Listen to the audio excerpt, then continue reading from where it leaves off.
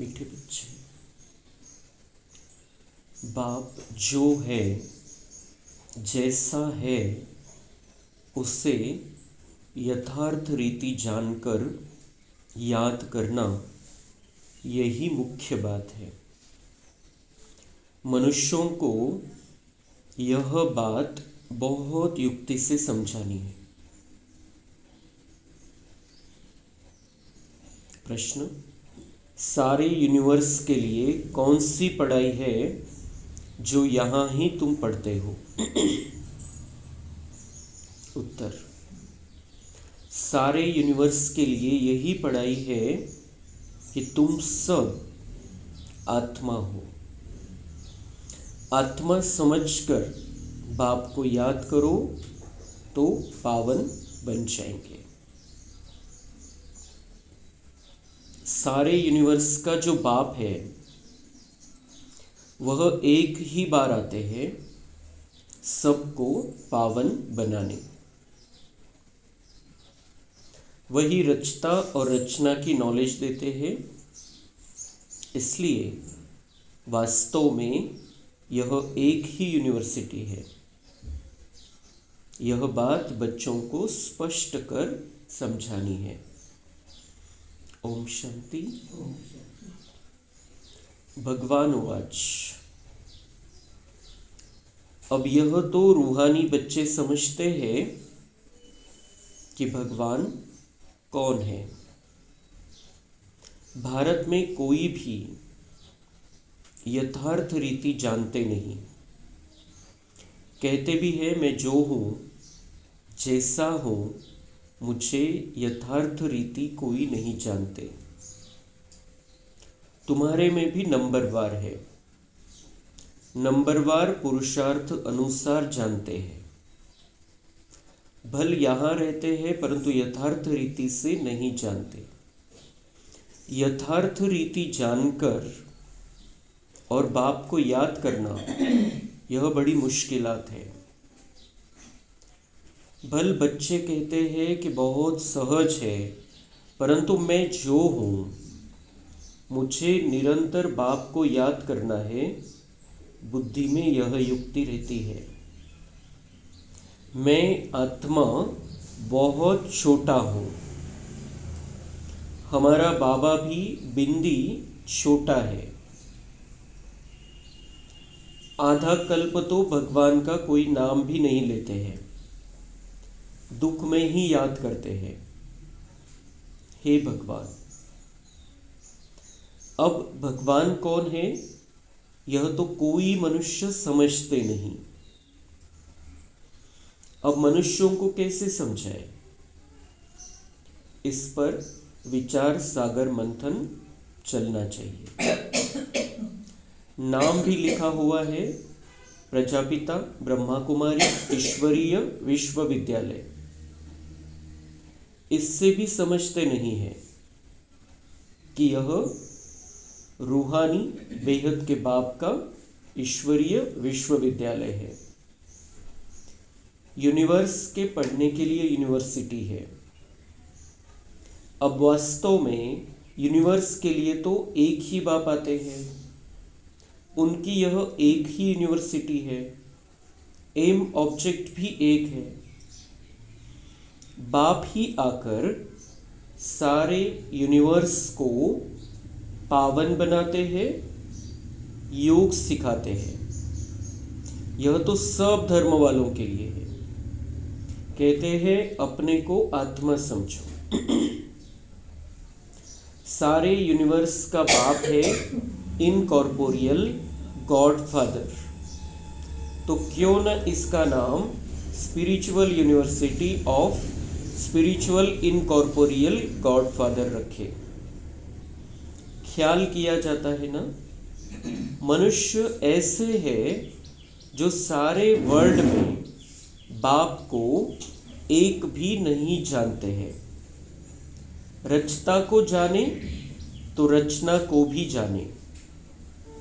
रचता द्वारा ही रचना को जाना जा सकता है।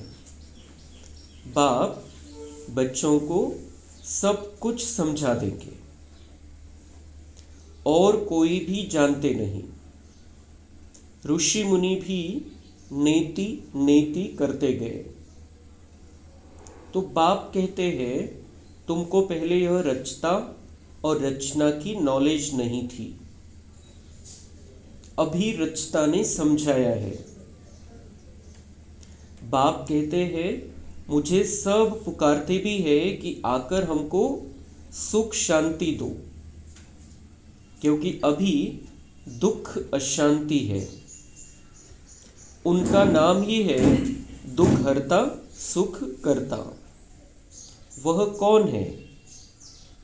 भगवान। वह कैसे दुख हरकर सुख देते हैं, यह कोई नहीं जानते।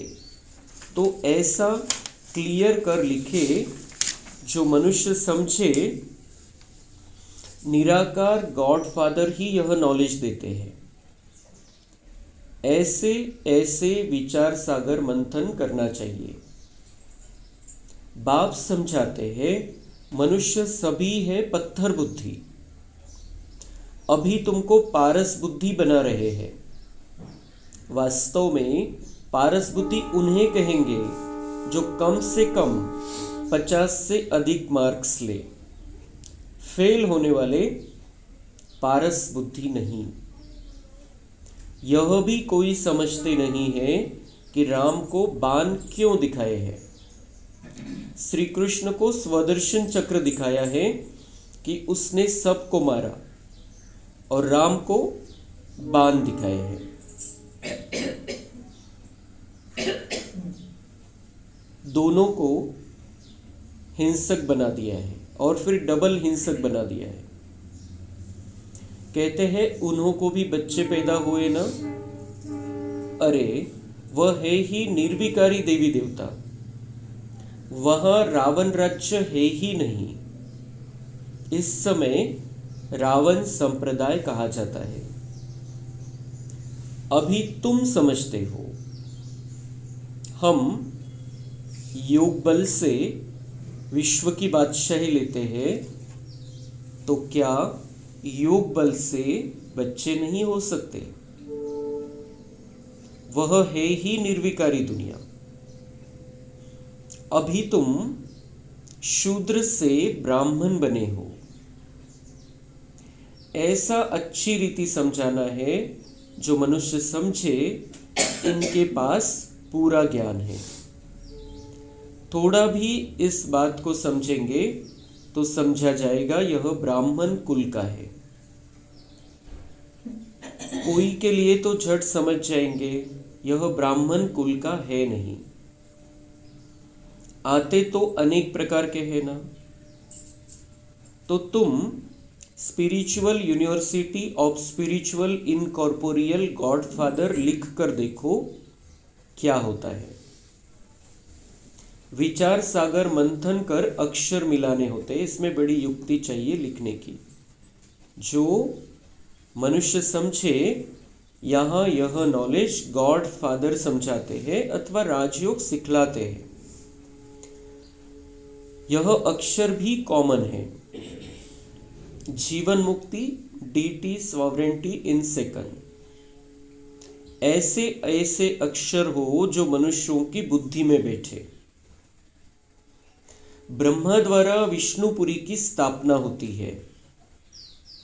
मनमना भव का अर्थ है बाप और वर्षे को याद करो। तुम हो ब्रह्मा मुख वंशावली ब्राह्मण कुलभूषण स्वदर्शन चक्रधारी। अब वह तो स्वदर्शन चक्र विष्णु को दिखाते हैं। श्री कृष्ण को भी 4 भुजाएं दिखाते हैं। अब उनको 4 भुजाएं हो कैसे सकती? बाप कितना अच्छी रीति समझाते हैं। बच्चों को बड़ा विशाल बुद्धि, पारस बुद्धि बनना है। सतयुग में यथा राजा रानी तथा प्रजा पारस बुद्धि कहेंगे ना, वह है पारस दुनिया। यह है पत्थरों की दुनिया। तुमको यह नॉलेज मिलती है मनुष्य से देवता बनने की। तुम अपना राज्य श्रीमत पर फिर से स्थापन कर रहे हो। बाबा हमको युक्ति बतलाते हैं कि राजा महाराजा कैसे बन सकते हो। तुम्हारी बुद्धि में यह ज्ञान भर जाता है औरों को समझाने के लिए। तो बाबा हमें इतना सुंदर ज्ञान दे रहे हैं। क्यों दे रहे हैं? उद्देश्य क्या है बाबा का? कि हम राजा महाराजा बन जाए, देवी देवता बन जाए, सेकंड में जीवन मुक्ति मिल जाए, सेकंड में हमें दैवी स्वराज्य का अधिकार मिल जाए। और वो सेकंड कौन सा होता है? जब हम निर्णय पक्का कर लेते हैं, जब हमारा निश्चय पक्का हो जाता है कि मैं आत्मा, कौन सी आत्मा हूं? मैं आत्मा वही कल्प पहले वाली आत्मा हूं जिसने अपना राज्य भाग्य बनाया था। मैं राजयोगी आत्मा हूं, राज्य भाग्य बनाने वाली आत्मा हूं। उसी समय जीवन मुक्ति का अधिकार हमें मिल जाता है। जब हम बाबा को बहुत अच्छी रीति से पहचान लेते हैं तब हमें जीवन मुक्ति का अधिकार मिल जाता है, सतयुग में आने का पासपोर्ट मिल जाता है। तो बाबा को पहचानना, बाबा कह रहे हैं कि मैं जो हूं, जैसा हूं, मुझे कुछ थोडे ही पहचान पाते। दुनियामध्ये तर परमात्म्याची ओळखच नाही आहे की तो कोण आहे, कसा आहे, कुठे राहतो, काय कर्तव्य आहे त्याचे, त्याचं रूप काय, त्याचा आकार काय, कुछ भी जानते नहीं। आणि बाबा म्हणताय मेरे बच्चों में भी नंबरवार है मुझे जानने में। दुनियावाल्यांचा तर जाणण्याचा प्रश्नच नाही। आपल्याला तो परिचय देतो स्वतः, मी असा है, तो उसमें भी कमी क्यों रहनी चाहिए? का बरं जानलं नाही पाहिजे आपण पूर्णपणे? बाबा म्हणता मेरे बच्चों में भी नंबरवार है मुझे जानने में। तो जानने में नंबरवार मतलब पहचान तो सबको मिल गई, कोर्स तो सबका हो गया, ज्ञान तो सबको है, बाबा का नाम रूप देश काल सब जानते हैं। फिर बाबा ऐसे क्यों कह रहा है कि मुझे जानने में मेरे बच्चों में भी नंबरवार है? क्योंकि हम उस स्थिति में नहीं रहते। हम अपने आप को आत्मा समझ कर रहे तो परमात्मा को भी परमात्मा समझ कर चलेंगे, उसका साथ लेंगे।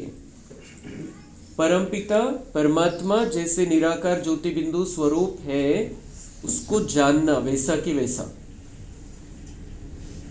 भक्ति मार्ग में कितना हमने अपनी बुद्धि को भटकाया है, आणि मग अचानक बाबांच्या बिंदू रूपावरती बुद्धीला स्थिर करणं,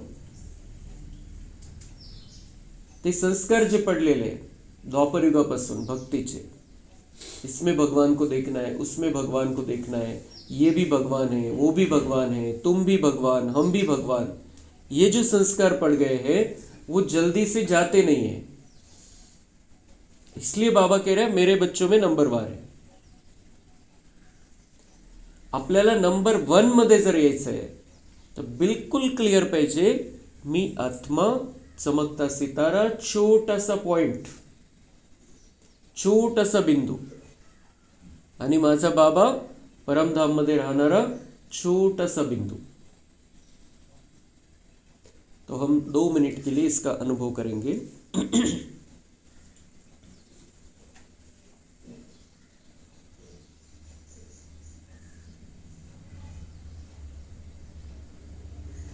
ओम शांति।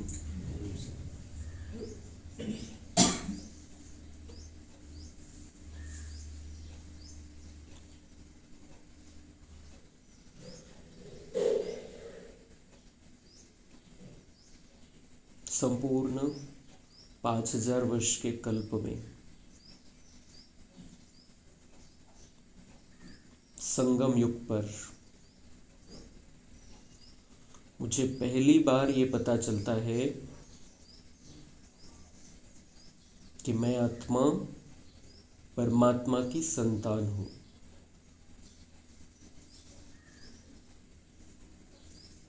मुझे खुद की पहचान मिलती है की मैं आत्मा हूँ।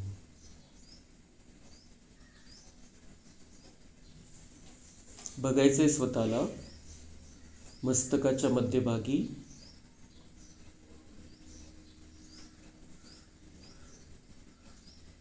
दोन्ही भुवयांच्या मध्ये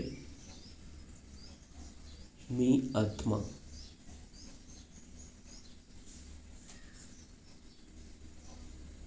चमकती चांदणी,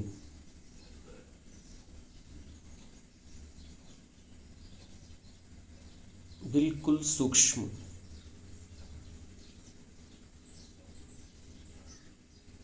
छोटा सा बिंदु,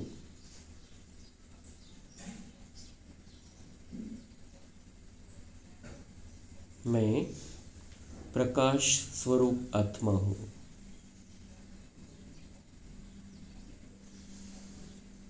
मैं लाइट हूँ।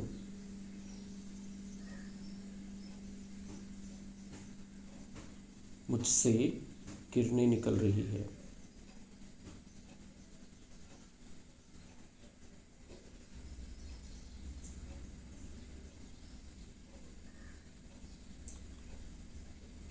बघायचं आहे आपलं रूप।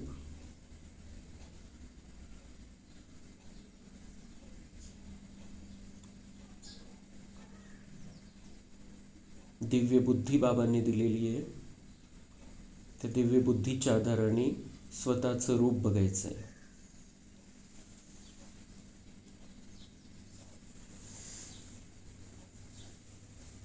मी आत्मा,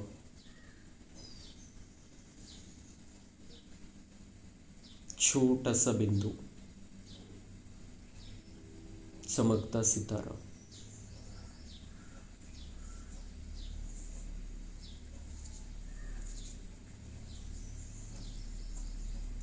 सात गुणांनी संपूर्ण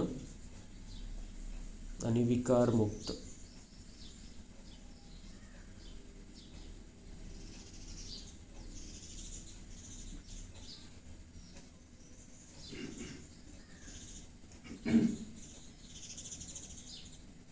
जैसे मैं आत्मा हूँ, छोटी सी बिंदी हूँ, वैसे मुझ आत्मा के परमपिता परमात्मा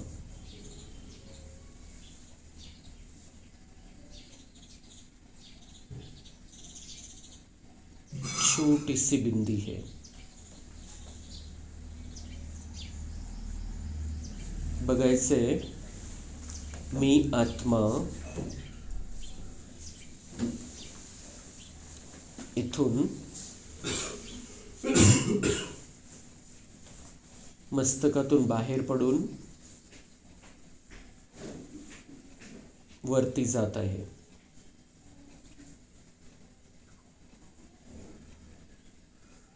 बघायचे मी आत्मा चांदणीच्या रूपामध्ये वरती चाललोय। आकाशाच्या पार पलीकडे लाल सोनेरी प्रकाशाची दुनिया। बघायचंय ज्ञानाच्या डोळ्यांनी ती लाल सोनेरी प्रकाशाची दुनिया, परमधाम।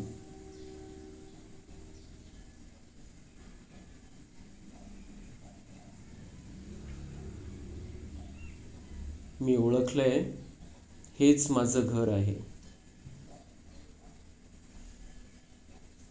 ये मेरा स्वीट होम है, जहाँ से मैं 5000 वर्ष पहले नीचे आई थी अपना पार्ट बचाने।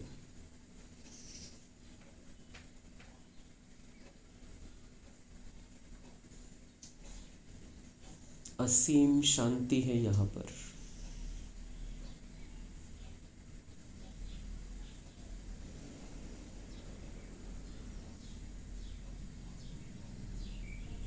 परमधामच्या शांतीचा अनुभव करायचा आहे।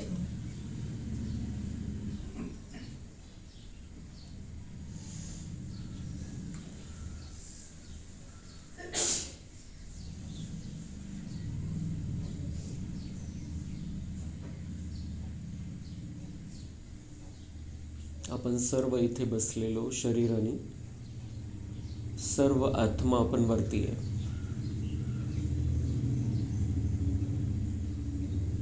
बाबांच्या समोर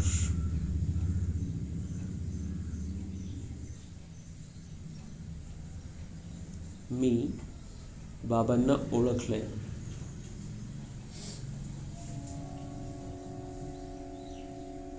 निराकार ज्योतिबिंदू स्वरूप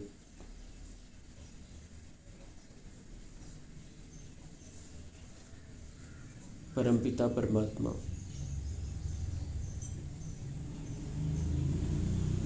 जशी मी आत्मा आहे तसाच माझा पिता परमात्मा पण आहे.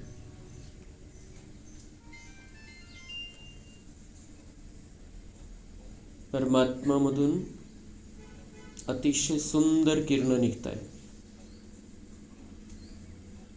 छोटासा पॉइंट पण पॉवरफुल किरण.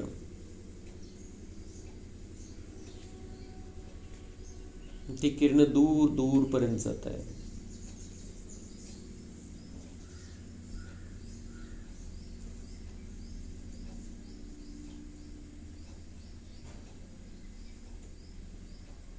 आपण सर्व आत्मे बाबांच्या समोर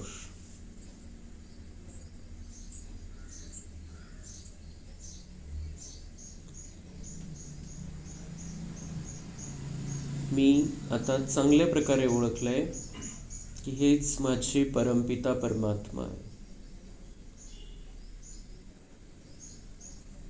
बाकी सर्व ज्यांची मी भक्ती केली द्वापरयुगापासून, ते सर्वांचं पार्ट आहे.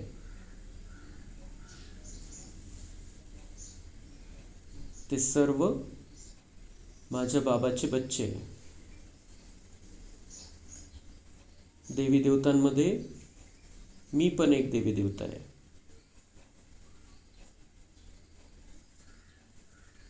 मला आता माझी खरी ओळख पटलेली आहे आणि बाबा समजलेला आहे.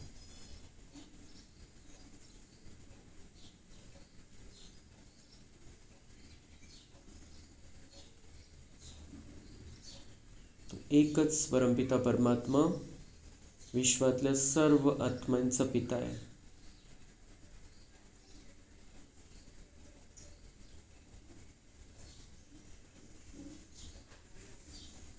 दुनियेमध्ये जेवढे देवी देवता आहे, जेवढे साधू संत ऋषी मुनी आहे, सर्व मनुष्यात्मे त्याची संतान आहे.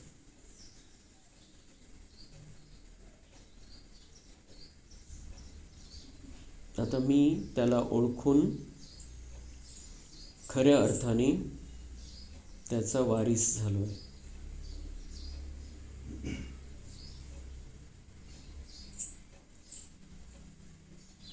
मी आत्मा परमात्म्याची संतान आहे. आता या संगमयुगी जीवनामध्ये डायरेक्ट परमात्मा कनेक्शनद्वारे मला 5000 वर्षाची सुंदर रेकॉर्डिंग करायची आहे.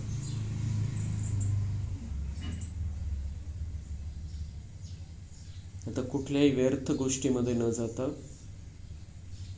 मला या संगमयुगी जीवनाचा लाभ घ्यायचा आहे, आनंद उचलायचा आहे. मी आत्मा परमात्म्याची संतान आहे. परमधाममधून मी आता खाली येत आहे. आपल्या शरीरामध्ये माझ्या सीटवर मी पुन्हा विराजमान. मी आत्मा परमात्म्याची संतान आहे. या स्थितीमध्ये मला या संगमयुगी जीवनामध्ये अनलिमिटेड प्राप्ती करून घ्यायची.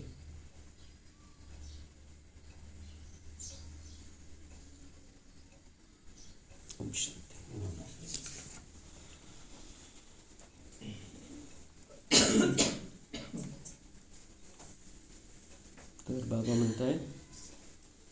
ये सबको समझाना है कि परमात्मा कौन है। वो सभी आत्माओं के परम पिता है. और बाबा म्हणतात हे नाव देऊन बघा, हे ब्रह्माकुमारी ईश्वरीय विश्वविद्यालय, याच्यावरून पण कोणाला कळत नाही हे नाव कसं काय. तसं मला मी अजून माझा अनुभव बऱ्याच वेळेला सांगितलेला आहे की मला 8वीला असताना तो बोर्ड बघितला होता आणि त्या बोर्डने त्याच वेळेला क्लिक केलं होतं की ये कुछ अलग है. बाबा म्हणते ये बोर्ड देखकर भी किसी को बुद्धि को टच नहीं होता ये क्या है. तर त्याच्याही पुढचं नाव द्या. बाबा म्हणताय की निराकार परमपिता द्वारा स्थापित आध्यात्मिक विश्वविद्यालय, हे नाव देऊन बघा त्याचा काय परिणाम होतो. तो बाबा का भी, ब्रह्मा बाबा का भी विचार सागर मंथन चलता था कि ऐसा करके देखे वैसा करके देखे, क्योंकि जोड़ना तो सबको एक निराकार परमात्मा से है, तो हम अलग अलग तरीके उसमें निकाल सकते हैं कि वो सभी आत्माओं का परमपिता परमात्मा है. युनिवर्स म्हणजे संपूर्ण विश्व, युनिव्हर्सिटी संपूर्ण विश्वासाठी. जी काही युनिव्हर्सिटी दुनियामध्ये विद्यापीठ आहे, विश्वविद्यालय सगळ्या धर्माच्या सगळ्या आत्म्यांसाठी आणि सगळ्यांसाठी नाही आहे. पण हे परमात्म्याने उघडलेलं विश्वविद्यालय असं आहे की दुनियेतला प्रत्येक व्यक्तीसाठी आहे. कोणत्या धर्माची, कोणत्या जातीची, कोणत्या वयाची, त्याचं कुठलंही बंधनच नाही. म्हणून खऱ्या अर्थाने बाबा म्हणते हे खरं विश्वविद्यालय कि जे सगळ्या विश्वातल्या प्रत्येक आत्म्यासाठी है. तो ये यूनिवर्सिटी है. और वो कब बाबा ने बताया था, जब विश्व के किसी भी देश में भारत छोड़कर ये ज्ञान नहीं गया था, तब बाबा ने बताया था कि ये विश्वविद्यालय है विश्व की सभी आत्माओं के लिए. और उसके बाद ब्रह्मा बाबा ने शरीर छोड़ दिया, तब तक भी एक भी विश्व जो भारत के बाहर का व्यक्ति है उस तक ये ज्ञान नहीं पहुंचा था. और फिर भी बाबा बताते रहते थे कि विश्वविद्यालय. आज आपण बघतोय की विश्वातले 140 पेक्षा जास्त देशामध्ये सेंटर आहे आणि जेवढे काही 198 देश आहे जवळपास, त्या प्रत्येक देशामध्ये कोणी ना कोणी बाबाचा बच्चा आहे. सेंटर भले नसतील पण प्रत्येक 198 पैकी प्रत्येक देशामध्ये बाबांचे बच्चे झालेले. आज आता इथं शांतिवनमध्ये मनवैनी वन कॉम्प्लेक्समध्ये एक कॉन्फरन्स चालू आहे ज्याच्यामध्ये 101 देशांचे प्रतिनिधी आलेले आहेत माउंट आबूला. तर ये विश्व की सभी आत्माओं का विश्वविद्यालय है और सबका अधिकार है, सबका भाग्य है. तो बाबा समझाते कि कैसे किसको समझाना है, इस पर विचार सागर मंथन करो. सभी आत्माएं पत्थर बुद्धी बन गई है, बाबा हमें पारस बुद्धी बना रहा है. म्हणजे असं बनवतोय तो की आपल्या संपर्कामध्ये जे येतील त्यांचं सोनं होऊन जाईल, त्यांचं कल्याण होऊन जाईल. तो हमें ये सारी अच्छी अच्छी बातें सबको समझानी, विकारों से दूर कैसे रहा जा सकता है उनको मार्गदर्शन करना है. त्यांनी सांगितलं की वो जो जे श्रीकृष्णाच्या बाबतीत काही कहाण्या जोडल्या, श्रीरामाच्या बाबतीत कहाण्या जोडल्या, समजवण्याचा उद्देश वेगळा होता, त्याचा अर्थ वेगळा घेतला गेला. श्रीकृष्णाला दाखवलं की 16,108 राण्या होत्या, मग त्यांना बच्चे झाले. किती दाखवलेले शास्त्रामध्ये, काय कशामध्ये काय कशामध्ये काय, पण 16,108 राण्या आणि त्यांना 10 मुलं झालेले. तर किती झाली ती संख्या. लेकिन वो वैसा नहीं है. बाबा म्हणतात ते निर्विकारी है, डबल अहिंसक है, काम विकारचा विषयच नहीं है. और सतयुग में श्री कृष्ण जब नारायण बनेगा, जो राधा कृष्ण जब गद्दी पर बैठेंगे और उनका स्वयंवर होगा लक्ष्मी नारायण के रूप में, तो उनको होगा एक लड़का एक लड़की बस, आणि एक पत्नी आहे. 16,108. इथं एकापेक्षा जास्त पत्नी असेल तर केस करू शकतात. तो उन्होंने तो भगवान को दिखा दी, भगवान वो मानते थे श्री कृष्ण को, और उनको दिखा दी 16,108 राणियां थी. तर हे जे आहे हे काहीतरी समजवायचं होतं त्याच्यामधून. आध्यात्मिक रहस्य हे आहे कि जो भगवान के बनते हैं सतयुग आने से पहले जब संगम युग होता है, बाबा आते हैं, तो जो भगवान के बनते हैं उनमें मुख्य है 16,108. आणि म्हणून ते श्रीकृष्णाचे 16,108 राण्या दाखवले. ऐसे दिखाया है उन्होंने, कुछ उलट पुलट कर दिया है. 16,108 मुख्य आत्मे, शादी की या विकार की कोई बात नहीं है इसमें. तो बाबा म्हणता है कि वो जो दिखाया है वो उन्होंने उनको हिंसक डबल हिंसक दिखा दिया. एक तो हिंसा ये भी दिखाई की त्यांनी स्वदर्शन चक्र वापरलं, मग बाणांनी वध केला वगैरे वगैरे. तर ती हिंसा दाखवली आणि काम विकाराची शरीर आकर्षणावाली हिंसा दाखवली. तो बाबा म्हणता है कि उस दुनिया में तो विकार का नामो निशान नहीं है. सतयुग त्रेता युग में योग बल से संतान उत्पत्ति है, तो यहाँ पर भी वो जो विकार है उसका संपूर्ण रीति से त्याग करना है. तो बाबा म्हणता ये सारी बातें, पवित्रता की बातें, स्वच्छता की बातें, शुद्धता की बातें सबको समझानी है.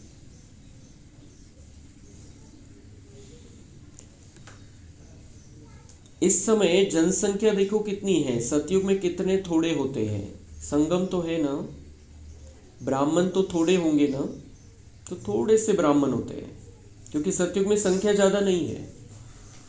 9 लाख चाहिए बाबा को सिर्फ स्टार्ट में, और 800 करोड़ तक ये ज्ञान पहुंचाना है. 800 करोड़ आत्माएं हैं दुनिया में लगभग, और 9 लाख चाहिए बाबा को सिर्फ. इसलिए ब्राह्मण तो थोडे, कारण इतकी सगळी संख्या तिथं आली तर याच्यात या दुनियेत आणि त्या दुनियेत काय फरक राहील. म्हणून सिलेक्टेड लोकांना तिथं न्यायचं.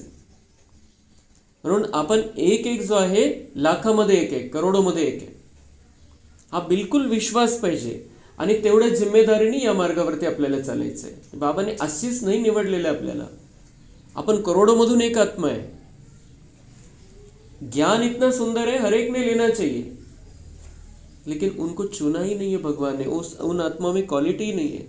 लेकिन जिनको चुना है वो कितना सीरियस है ज्ञान के बारे में, ज्ञान योग धारणा सेवा के बारे में. ये हर एक ने अपनी अपनी चेकिंग करनी, जो भी कमी है उसको दूर करना है.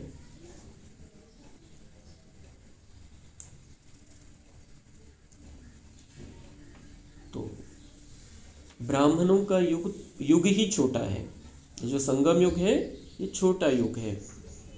ब्राह्मणों के बाद है देवताएं, फिर वृद्धि को पाते हैं. बाजोली होती है ना, तो ब्राह्मण छोटा, फिर बाद में देवताएं, हम देवताओं के रूप में आते हैं, फिर वृद्धि होती जाती है, फिर ये संख्या बढ़ती जाती है, फिर हम कलयुग में आकर शूद्र लेवल तक आ जाते हैं. मग पुन्हा कोलांटी उडी, पुन्हा आपल्याला मग शूद्रपासून डायरेक्ट देवता बनायचं आहे. तो जो तुम्हारे कुल के होंगे उनकी बुद्धि में रचता और रचना की नॉलेज सहज ही बैठ जाएगी. जो तुम्हारे कुल के होंगे उनकी बुद्धि में रचता और रचना की नॉलेज सहज ही बैठ जाएगी. जो उस कुल के होंगे, जो ब्राह्मण कुल में आए होंगे 5000 वर्ष पहले, जिनका देवता बनने का भाग्य है, तो उनकी बुद्धि में ये रचता और रचना की नॉलेज बैठ जाएगी. सबकी बुद्धि में नहीं बैठ सकती है.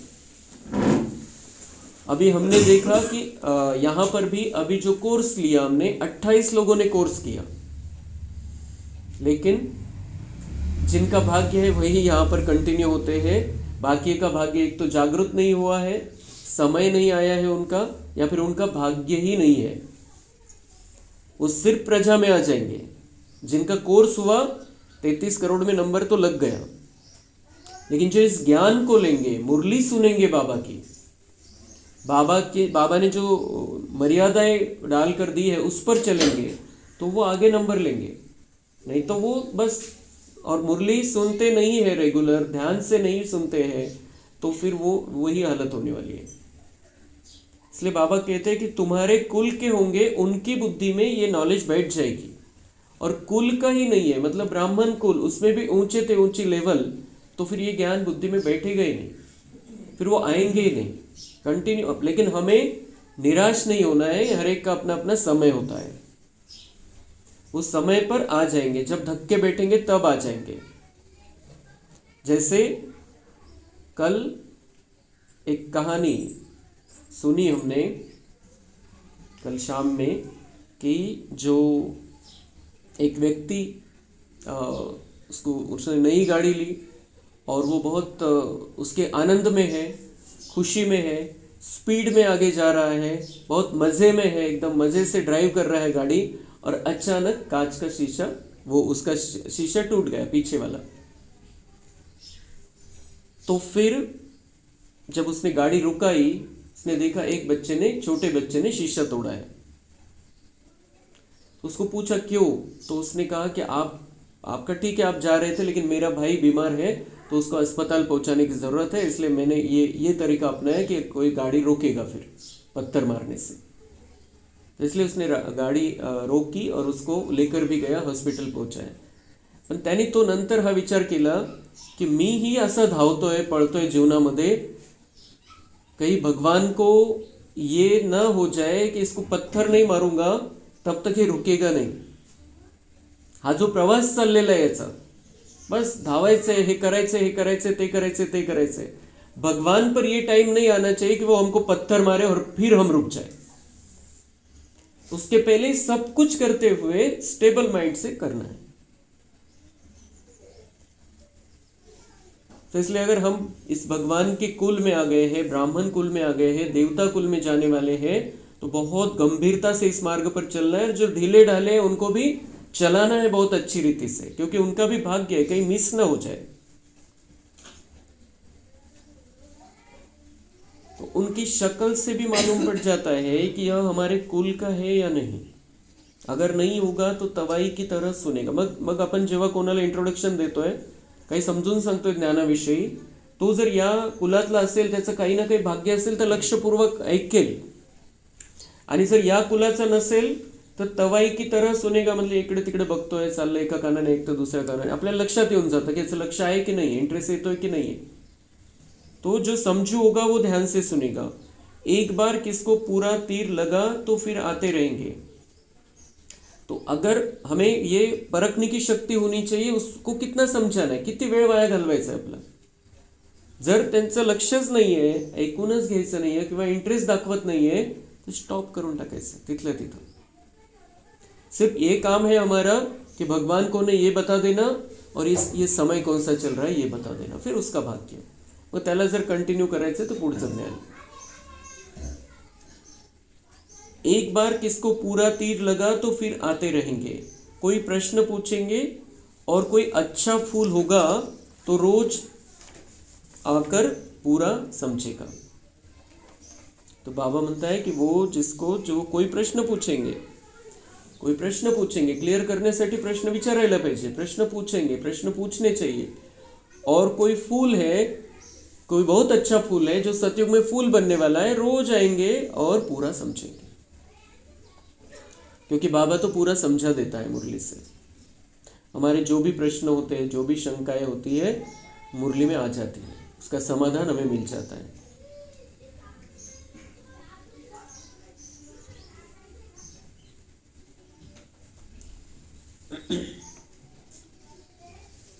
फिर समझाना होता है, हंगामा तो करना नहीं है, समझाना है, हंगामा नहीं।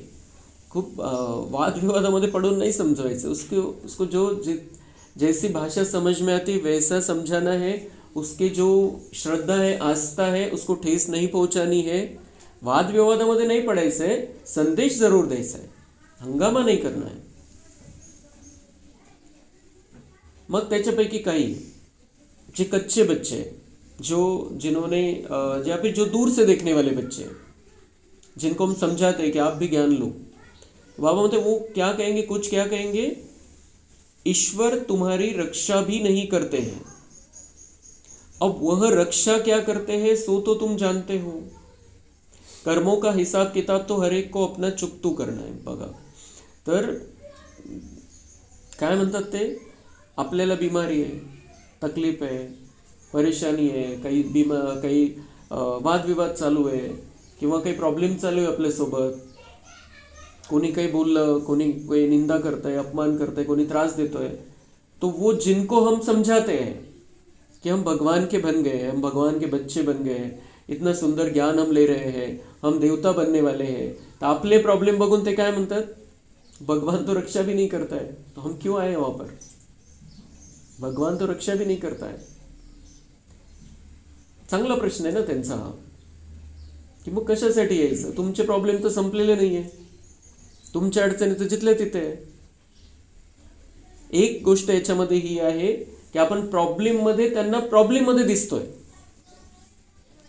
प्रॉब्लेम आहे पण आपली स्थिती दाखवायची की मी किती स्थिर राहू शकतो। प्रॉब्लेम तुमच्यावर पण आहे, माझ्यावर पण आहे, पण मी किती स्थिर राहू शकतोय, टेन्शन मुक्त राहू शकतोय, फ्रेश राहू शकतोय, हे त्यांना दाखवायचं आहे. हे पहिली गोष्ट तर ही की हे त्यांना दिसत नाहीये की आपण प्रॉब्लेम मध्ये स्टेबल आहे. त्याच्यामुळे ते असं म्हणायची हिम्मत करताय कि भगवान तो रक्षा भी नहीं करता है. दूसरी बात, सचमुच में प्रॉब्लम दिखाई दे रहा है या सचमुच में प्रॉब्लम है.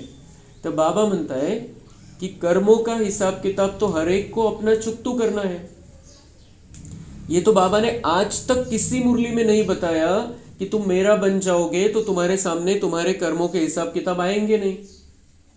कधीच नाही सांगितलं. कोणत्याही मुरलीमध्ये बाबांनी नाही सांगितलं असं कि तुम्हारे हिसाब किताब तुम्हें चुकतू नहीं करने पड़ेंगे. बाबा ने ये बताया है कि हिसाब किताब तुम्हारे सामने आएंगे, लेकिन मैं हूं तुम्हारे साथ में. अगर, और वो कब साथ देता है, जब हम स्थिर बुद्धि से उसको बुलाते हैं. उस समय बहुत शांति से आत्मिक स्थिति में रहकर उसको हम जब बुलाते विश्वास के साथ कि वो आएगा, मेरी रक्षा हो जाएगी. अगर इस स्थिति में हम नहीं बुलाते तो नहीं होता है कनेक्शन, फिर वो उसकी मदद भी नहीं मिलती है. अगर हम घबरा गए, अगर हम टेंशन में आ गए, तो हमारी और उसकी फ्रीक्वेंसी मैच ही नहीं होती है, वो मदद भी नहीं कर सकता है. क्लियर कट बाबा ने सांगितलेलं आहे कि तुम आत्मा समझकर मुझे याद करो, तब मैं आ सकता हूं. अगर हम डर गए, घबरा गए, परेशान है, तो हम आत्मा समझ ही नहीं रहे, क्योंकि आत्मा में वो तो है ही नहीं. आत्मिक स्थिति में डर, चिंता, भय. इसलिए एक तो वो, फिर वो कब कैसे होगा, समय पर कैसे होगा, हमारी आत्मिक स्थिति बन जाए और बाबा को बुलाए हम निश्चय से, जब हमारी आत्मिक स्थिति कंटिन्यू है, प्रैक्टिस कर रहे हैं हम. जब प्रसंग नहीं है, जब परिस्थिति नहीं, तब हमारी प्रैक्टिस चल रही है, तब हमारा उस समय होगा कि हम बाबा को बुला लेंगे और बाबा आ जाएगा, बाबा की मदद मिल जाएगी. और वो मतलब एक बात ये है कि हमें दिखाना नहीं है किसी को कि मैं प्रॉब्लम में हूं. बिल्कुल स्थिति स्टेबल. ब्रह्मा बाबा ने कभी भी अपने चेहरे पर दिखाया नहीं कि मैं प्रॉब्लम में हूं, और वो प्रॉब्लम में थे भी नहीं वैसे. मतलब अंदर से उनको कोई प्रॉब्लेम लगता ही नाही था. प्रॉब्लेम दुनियाच्या हिशोबाने बघितलं तर खूप मोठे प्रॉब्लेम, पण त्यांनी प्रॉब्लेमला प्रॉब्लेमच्या रूपामध्ये एक तर बघितलं नाही, दुसरी गोष्ट त्यांनी ते दाखवलं नाही की मी प्रॉब्लेममध्ये, आणि तिसरी गोष्ट की बाबांवरती त्यांचा निश्चय खूप पक्का होता. चौथी गोष्ट हे त्यांना क्लिअर होतं कि मेरा हिसाब किताब है, मुझे चुकतू करना पड़ेगा. कारण एकदा दोनदा चारदा बोलून बघितलं बाबांना कि मेरा बाकी तो कुछ नहीं, लेकिन खांसी ठीक कर दो, क्योंकि आपको यूज करना है मेरे मुख को. लेकिन फिर भी बाबा ने क्या बताया, तेरा हिसाब है, तुझे ही चुकतू करना है. तो फिर एक तो वो है. फिर बाबा हमें बताता है हिसाब किताब तो आएगा, लेकिन मैं साथ में हूं. फिर हिसाब किताब को अगर खत्म करना है, जर विकर्म विनाश करायचे, तर योगची स्थिती चांगली पाहिजे, योग पाहिजे पॉवरफुल. योगसाठी वेळ काढायला पाहिजे, खूप स्थिर आणि शांत स्थितीमध्ये बाबांशी कनेक्शन जोडलं पाहिजे. तो हमारे हिसाब किताब सामने नहीं आएंगे, फिर आएंगे भी तो सूली से काटा बन जाएगा, थोड़े रूप में आएंगे. मग सगळ्यात मुख्य गोष्ट है याच्यामध्ये कि बाबा आया किस लिए है. आया किस लिए है? वो ऐसा एक एक दुख से हमको छुड़ाने नहीं आया है, संपूर्ण दुखी दुनिया से ही मुक्त करने के लिए आया है. तो इस बाबा के पार्ट को हमें बहुत अच्छी रीति से समझना है. ऐसे बहुत है, तबीयत खराब होती है तो कहते हैं रक्षा करो. बाप कहते हैं हम तो आते हैं पतितों को पावन बनाने, यह धंधा तुम भी सीखो. बाबा म्हणते मी कशासाठी आलेलो आहे, तबीयत खराब होती है आप पुकारते हो, बाबा ने क्या कहा है, पुकारो मत. तबीयत खराब होती है, ट्रीटमेंट लो, फिर उसके बाद मुझे याद करो, वो ट्रीटमेंट भी काम करेगी. और कोई ट्रीटमेंट ले ही नहीं सक रहा है, लाचारी हालत है, तो बाबा से योग लगाकर योग से ताकत खींचनी है. उससे भी हो सकता है, लेकिन करना हमें पड़ेगा. ऐसे नहीं कि बाबा तबीयत ठीक कर दो और बाबा तबीयत ठीक कर देगा. अशा प्रकारचे चमत्कार करण्यासाठी बुवा बाबा भरपूर आहे दुनियामध्ये. भगवान आया है हमें संपूर्ण दुखी दुनिया से छुड़ाने, एक एक दुख से छुड़ाने नहीं आया है. मोठी स्कीम घेऊन आलेला आहे तो की तुमचे दुःख इतके असे दूर करून टाकायचे की एक सेकंद सुद्धा तुम्हाला दुःख होणार नाही. 2500 वर्षामध्ये इतना बड़ा प्लान लेकर आया है. और वो प्लान किस आधार से उसका सक्सेस होगा, हम कैसे उस दुखों से मुक्त हो जाएंगे, जब हम पतित से पावन बन जाएंगे. तो हमारा फोकस होना चाहिए, हमें पतित से पावन बनना है. और पतित से पावन बनना है तो उसके लिए हमें सबसे पहले तो पवित्र रहना है. बाबा से योग लगाना है, योग बल से हमें अपने अंदर वो ताकत जमा करनी है, अपने विकर्म विनाश करने हैं, व्यर्थ से दूर रहना है। तो ये बाबा कहते कि अधिकार से पावन दुनिया में चलो, खैरात में नहीं, ये कोई चमत्कार के आधार से नहीं। आप अधिकारी बच्चे हो, समर्थ बच्चे हो, श्रेष्ठ बच्चे, इसलिए बाबा ने सबको नाही चुना। ती आपल्यामध्ये कॅपॅसिटी बघितली म्हणून तर बाबांनी आपल्याला निवडलेलं है। तो हम भी वैसे भक्ति मार्ग जैसा कनेक्शन थोड़ी जोड़ना है बाबा के साथ, हम तो उसके बच्चे हैं, हमें तो अधिकार से सब कुछ लेना है। इसलिए वो उस तरीके का नहीं कि बाबा रक्षा नहीं करता है, बाबा मदद नहीं करता है, बाबा ये नहीं करता है, बाबा वो नहीं करता है। बाबा बड़ा प्लान लेकर आया है। छोटी छोटी बातें तो हम समर्थ है उसके लिए, हम सब कुछ कर सकते हैं। हम बड़े बड़े साधु सन्यासियों से बहुत महान हैं, हम अपने प्रॉब्लम को ठीक कर सकते हैं। और उस अगर हम अपनी कैपेसिटी नहीं है तो बाबा से मदद भी ले सकते हैं, लेकिन वो स्थिति होनी चाहिए मदद खींचने की। लेकिन ऐसा नहीं कि बाबा आप कर दो, कृपा करो, ये कर दो, वो कर दो, ये नहीं। हमारा पुरुषार्थ, और इस पुरुषार्थ से प्रारब्ध है, कृपा से प्रारब्ध नहीं है। कृपा उसके वो ज्ञान दे रहा है, वो रास्ता बता रहा है। तो म्हणून हे आपण जे आलेलो आहे आणि काय आपल्याला करायचंय याचं आपण मंथन केलं पाहिजे। बाबांवरती आपला पुरुषार्थ नाही सोपवायचा आहे, चिंता सोपवायची आहे, फक्त पुरुषार्थ आपल्याला करायचा आहे। तो बाबा म्हणता है हम आते हैं पतितों को पावन बनाने, यह धंधा तुम भी सीखो, तुम ही पण सीखा है। बाप 5 विकारों पर जीत पहनाते हैं तो और ही जोर से वह सामना करेंगे। विकार का तूफान बहुत जोर से आता है, तो हम चैलेंज करते हैं विकारों को, तो विकार आएंगे, हमारी परीक्षा होगी। बाप कहते हैं बाप का बनने से ये सब बीमारियां उथल खाएंगी, तूफान जोर से आएंगे। पूरी बॉक्सिंग है, विकारों के साथ हमारी बॉक्सिंग है, उसमें हमें जीतना है। अच्छे अच्छे पहलवानों को भी हरा लेते हैं। कहते हैं न चाहते भी कुदृष्टि हो जाती है, रजिस्टर खराब हो जाएगा, कुदृष्टि वाले से बात नहीं करनी चाहिए। बाबा सभी सेंटर्स के बच्चों को समझा रहे हैं कि कुदृष्टि वाले बहुत ढेर हैं, अपनी सत्यानाश करने वाले उल्टे काम करने लग पड़ते हैं। काम विकार नाक से पकड़ लेता है, माया छोड़ती नहीं है, कुकर्म, कुदृष्टि, कुवचन निकल पड़ते हैं, कुचलन हो पड़ती है, इसलिए बहुत बहुत सावधान रहना है। तो बाबा म्हणता है माया आपके अंदर जो कमजोरी है वो सामने बाहर निकल कर आएगी, सावधान रहना है। तुरंत अगर कोई संकल्प आता है विकारों का, कोई कुदृष्टि, कुवचन, कुकर्म हो जाता है, उसी समय उसी सेकंड स्टॉप करना है, उसको आगे नहीं बढ़ने देना है, बहुत सावधान रहना है। जिन बच्चों को नशा है कि स्वयं भगवान हमको हेवन का मालिक बनाने के लिए पुरुषार्थ कराते हैं, उनकी शक्ल बड़ी फर्स्ट क्लास खुशनुमा रहती है। अब ये सारी बातें, हिसाब किताब, ये वो सब बातें, लेकिन बाबा कह रहे हैं जिन बच्चों को नशा है कि स्वयं भगवान हमको स्वर्ग का मालिक बनाने के लिए पुरुषार्थ कराते हैं, तो बाबा म्हणता है उनकी शक्ल, उनका चेहरा कैसा होगा? खुशनुमा, सदा जैसे खिले हुए फूल रहेंगे, कोई भी बात से नाराज, निराश, टेंशन में नहीं रहेंगे। तो शक्ल हमारी सदा, मतलब सदा हर्षित रहना है। बाहर से हर्षित कब रहेंगे? चेहरे पे खुशी कब दिखेगी? जब हम अंदर से हर्षित हैं, अंदर से खुशी है, अंदर नशा है। बाप आते भी है बच्चों को पुरुषार्थ कराने प्रारब्ध के लिए। क्यों आते हैं बाबा? पतितों को पावन बनाने, बच्चों से पुरुषार्थ करा के उनको प्रारब्ध दिलाने के लिए। यह भी तुम जानते हो, दुनिया में थोड़ी ही कोई जानते हैं, स्वर्ग का मालिक बनाने भगवान पुरुषार्थ कराते हैं, तो खुशी होनी चाहिए। परमेश्वर करून घेतोय आपल्याकडून, कितना आनंद होना चाहिए, कितनी खुशी होनी चाहिए। भगवान हमारे से पुरुषार्थ कराता है। तो मैं जब जज के एग्ज़ाम की तैयारी कर रहा था, तब मैं अपनी तो तैयारी कर रहा था अपने लेवल पे, लेकिन जो जज थे, हाईकोर्ट के जज थे, उन्होंने निर्णय लिया कि मैं इनको सिखाऊंगा।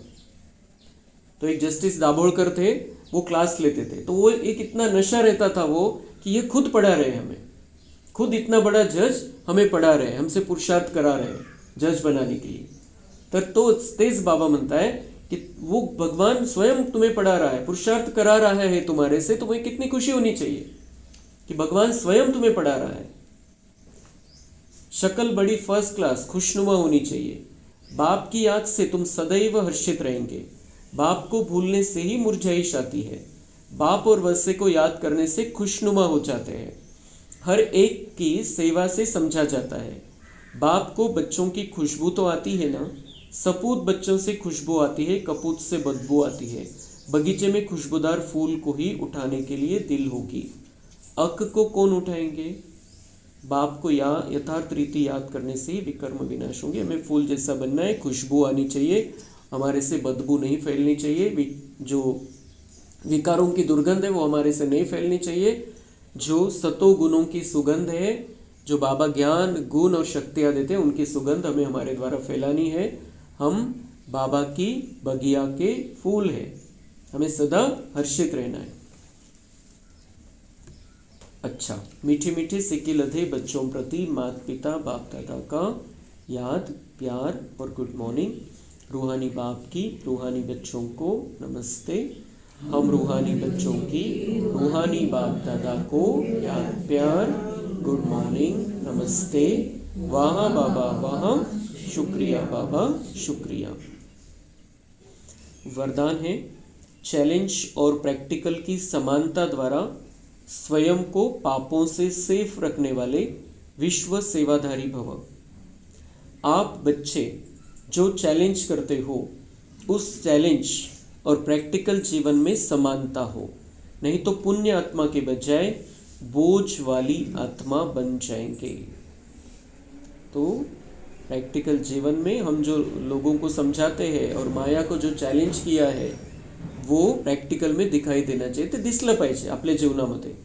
नाहीतर बाबा म्हणते पुण्य आत्मा के बजाय बोझ वाली आत्मा बन जाएंगे। इस पाप और पुण्य की गति को जानकर स्वयं को सेफ रखो, क्योंकि संकल्प में भी किसी भी विकार की कमजोरी, व्यर्थ बोल, व्यर्थ भावना, घृणा व ईर्ष्या की भावना पाप के खाते को बढ़ाते। बहुत अच्छा कर रहे हैं हम, सब कुछ अच्छा चल रहा है, सेवा अच्छी कर रहे हैं, पण त्याच्यामध्ये काय, काही ना काही थोड्याशा रूपामध्ये विकार की कमजोरी, व्यर्थ बोल, व्यर्थ भावना, घृणा, ईर्ष्या, तो हमारा हम चेक करेंगे तो पाप का खाता बढ़ा हुआ दिखेगा। कितना भी पुण्य का काम कर ले, जैसे बाबा बता रहा है वैसे बहुत अच्छा हम कर ले, लेकिन उसमें थोड़ा सा मिक्स है, कमजोरी है, व्यर्थ बोलना है, व्यर्थ भावना है, घृणा है किसी के प्रति, ईर्ष्या है, तर बाबा म्हणता है क्या होगा, पाप का खाता बढ़ा हुआ दिखाई देगा। क्योंकि हमें बाबा संपूर्ण शुद्धता सिखाता है, तो संपूर्ण शुद्धता मन बुद्धि की होनी चाहिए, स्वच्छता होनी चाहिए, और उस सेवा का फल निकलेगा पुण्य के रूप में। और अगर कुछ मिक्सचर है तो फिर पाप का खाता, म्हणून सावधान राहायचं। तो इसलिए पुण्य आत्मा भव के वरदान द्वारा स्वयं को सेफ रख, विश्व सेवाधारी बनो, स्वतःला सुरक्षित ठेवा या गोष्टींपासून। पापाचं खातं नाही वाढलं पाहिजे, आणि जितकं पुण्याचं खातं वाढेल विश्व सेवाधारी आपण बनू। संपूर्ण विश्वातल्या सर्व आत्म्यांची आपल्याद्वारे सेवा बाबा करवून घेईल आपल्याकडून। संगठित रूप में एक मत एक रस स्थिति का अनुभव कराओ। कब एक मत रहेंगे हम, जब बाबा के मत पर चलेंगे। बाबा जो कहता है वैसा प्रैक्टिकल होगा तो एक रस रहेंगे, और वो वैसा अनुभव में दूसरों को भी कराना है। स्लोगन है, पवित्रता की क्षमा चारों ओर जलाओ तो बाप को सहज देख सकेंगे। जितना हम पवित्र होंगे, मतलब पवित्रता की क्षमा मतलब आत्मा रूपी ज्योति, वो पवित्रता की ज्योति जग जाए, पवित्र वाइब्रेशन फैले, मतलब इतना उजाला हो जाए पवित्रता का कि बाबा म्हणता है कि उसमें बाप को सहज देख सकेंगे। हमारी पवित्रता को देखकर वो बाबा को पहचान लेंगे। अच्छा, ओम शांति।